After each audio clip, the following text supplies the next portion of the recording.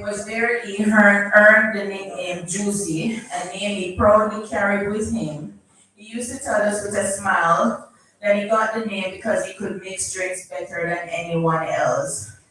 And whether or not you had taste for one of those famous cocktails, you could always feel the joy he brought to the room. He had a natural gift of making people feel welcomed, relaxed, and seen. He wasn't just mixing drinks in the ship. He was creating joy, laughter, and connection for people from all walks of life. After many years traveling the world on the high seas, he eventually migrated to the United States to live with his beloved mother. He spent nearly 30 years there, making a life for himself while keeping home close to his heart. While living in the United States, he met Alberta. They got married, though they had no biological children together. He embraced her children as his own, raising them with the same love, patience, and guidance he gave everyone who called him dad. Throughout his life, he was blessed with a large family.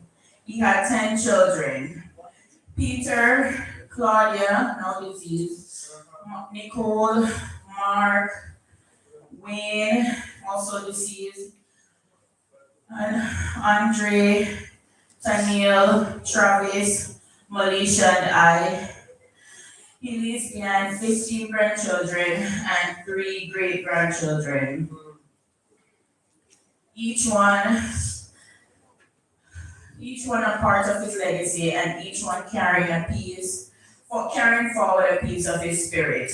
In 1989, he met Asmin Shady, and together they built a life rooted in love, laughter, and loyalty. They later married in 2012, sharing their later years in a partnership. After spending nearly 30 years in the United States, he returned to Jamaica and settled in Black Hill, Portland. It was here he embraced farming with the same passion and commitment he had shown throughout his life. He was regular at the market. First, he used to go to Mandeville and then later on Coronation Market, selling the produce he had carefully and proudly grown. Farming wasn't just a word for him, it was a calling. It was his way of reconnecting with the land, his roots, and the people. You could see the pride in his eyes when he spoke about what he grew, how he grew it, and the joy he found in his honest work. When he wasn't farming or at the market, he enjoyed quiet moments and simple pleasures like listening to music. He loved watching karate and Western movies and tuning into boxing. He also loved going out on the road with his friends, sharing stories and laughter, and of course, his unforgettable sense of humor.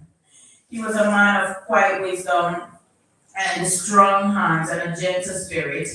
He carried with him his stories of the seas, lessons from the soil, and a calm and steady presence that anchored those around him.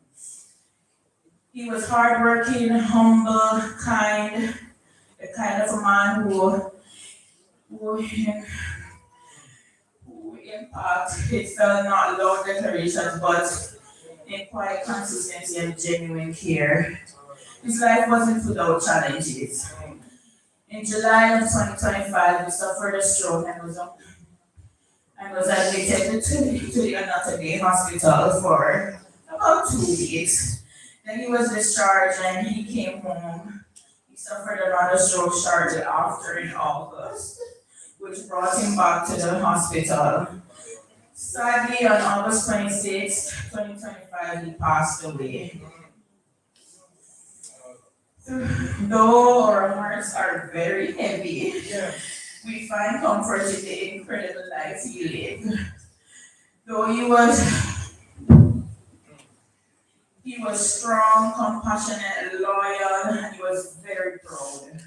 Proud of his journey, proud of his family and his roots. His presence was steady, his laugh was unforgettable, and his love was genuine. He